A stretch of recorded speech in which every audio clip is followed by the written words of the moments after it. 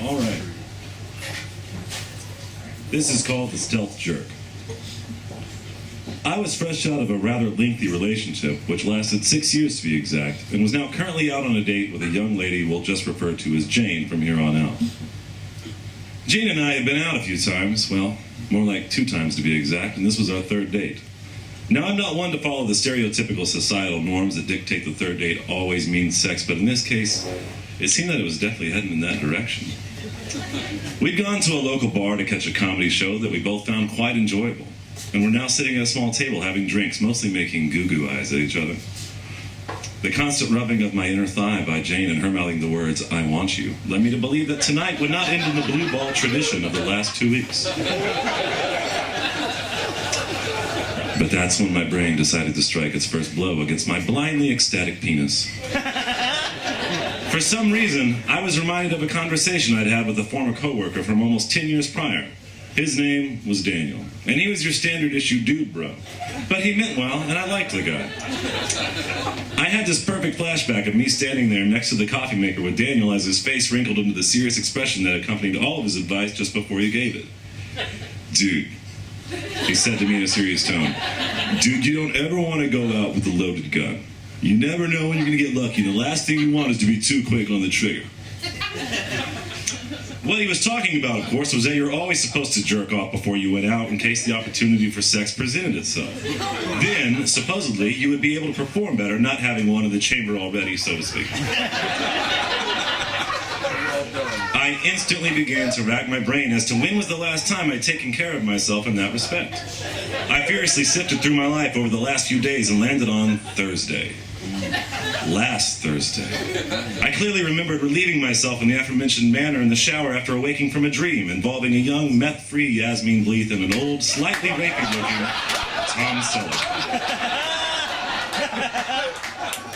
I don't know why, but this was doing it for me at the time. Anyway, by my calculations, that meant it had been 9 days since I discharged my weapon. I instantly became racked with stress.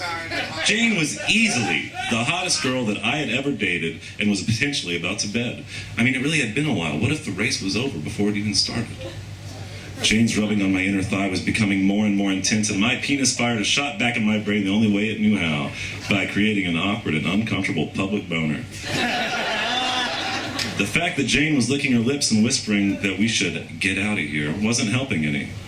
If we left now, it would mean most certainly a parking lot makeout session, followed by the requisite "let's go back to my place" talk, that will then most assuredly lead to guaranteed intercourse, at which I was going to perform extremely poorly because I hadn't had a chance to unload my weapon prior. I panicked and kicked myself back from the table, and while standing up trying to lean over at the same time to conceal my boner. I just have to go to the bathroom and then we can, take off. I said, trying to wink, but instead making my face look like I was taking a shit and having a stroke at the same time. Jane seemed mildly annoyed, but nodded as I hurried off in the direction of the men's room. This was it. This was my only chance to relieve myself of this burden, both mentally and physically. There was no other answer. I was going to have to jerk off in the men's bathroom. There was one narrow stall directly next to the sink, which was directly next to the one and only urinal. There was no dividing wall between the two, and they were literally so close that whoever was standing at the sink could wash his hands and the dick of the guy at the urinal at the same time. Lucky for me, there was no one else currently inhabiting the men's room, and I dashed into the stall. There was less than a foot of space between the stall door and my back, and I was practically standing inside the toilet. Not the most comforting of surroundings for what I was about to engage in, but it would have to do. I undid my pants and pulled out my schlong. I didn't want to keep Jane waiting any longer than necessary, but sadly, I was limper than a beehive hairdo on a humid day. I couldn't believe the boner Jane had given me only moments ago had already dissipated. I feverishly tugged at myself while repeating shit, shit, shit, over and over. This method didn't seem to be doing it, so I shut my eyes and began to conjure up my Bleeth Selleck dream. But just as I started to feel a little life down below, the door to the men's room swung open, breaking my concentration completely. I could hear my new cohabiter of this space walk up to the urinal, rip a healthy and somewhat wet-sounding fart, open his zipper, and begin pissing loudly. I mean, really loudly, like a waterfall hitting a flat rock. The thought that this guy must have a really huge dick jumped into my head involuntarily. Sadly, I withered again, and worse than before. The pisser finished quickly, belched, and promptly left without flushing the urinal or washing his hands. I quickly set to stroking away. I'd done quick jerks like this before. Granted, it was when I was much younger and had to worry about getting off as quick as I could before my mom walked in the room, but it didn't matter. The point was I had done this before, and I could do it again now when it mattered more than ever. I sifted back through my mental spank bank with the accuracy and precision of a master of his trade and quickly produced 3 memories that were sure to get my artillery firing again. First, one of the earliest memories I have from around when I was 4 or 5 had to do with my uncle's body shop he used to own. My dad would take me by on Saturday morning so he could shoot the shit with his brother and get out of the house for a bit. I was left to wander around the garage most times, supervised from afar, but still supervised nonetheless. One day, I remember looking up in the corner above one of the tall red toolboxes and seeing a calendar, upon which was displayed a very well-endowed, totally naked woman complete with 70s-style bush. Although I wasn't entirely sure what I was looking at or why I liked it so much, it enthralled me. From then on, every time we went to see my uncle, I made my way over to that toolbox to look at the calendar. The body shop closing was one of the saddest days of my life. Second, the time that I was 14 and accidentally walked into the ladies' room of the public pool, I saw my friend Eric Wasserman's mom's tits right out there as glorious and undisputedly beautiful as a centaur riding a unicorn. The whole thing lasted less than 3 seconds before she saw me, screamed, and covered up, but to me it felt like an eternity. Those tits were burned into my mind with a permanence that no amount of time could ever wipe away. Third, the time I was a senior in high school and Tracy Watuski and I were skipping class and making out underneath the east stairwell. It got so hot and heavy that she whispered in my ear, "Let me jerk you off in the bathroom." That was something I didn't need to be told twice, and we both made a beeline for the boys' room across the hall, with my boner nearly breaking through my double stitching to my Lee jeans. Once we got in the bathroom, she kissed me one more time, then pulled down the front of her blouse, exposing exactly 1/2 of one nipple to me in the process. Just then, the door burst open, and Vice Principal Newman thrust his arms in, grabbing us both, pulling us out into the hall. The half nip was covered back up in the confusion, and detentions were given out accordingly. Later that day, Tracy decided to get back together with her jock boyfriend, Chad Langley. And I was never given a chance to see the nipple in its entirety. However, for some reason, the very thought of that glorious partial areola has always managed to bring me to attention. Now, with my most surefire boner-popping memories all lined out in my head, I could finally get down to the business at hand. Pun intended. I was alone once again in the bathroom and was concentrating my very hardest, locked away in the stall that had now become my personal masturbation chamber. I was so focused that I hardly noticed my phone vibrating in my back pocket, but there was no time to check that now.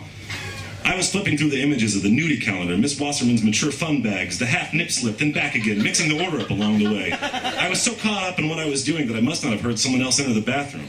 And the fact that I was gladly reaching the point of no return also had me distracted. So even if I had heard them, I would not have let it derail me from the task at hand.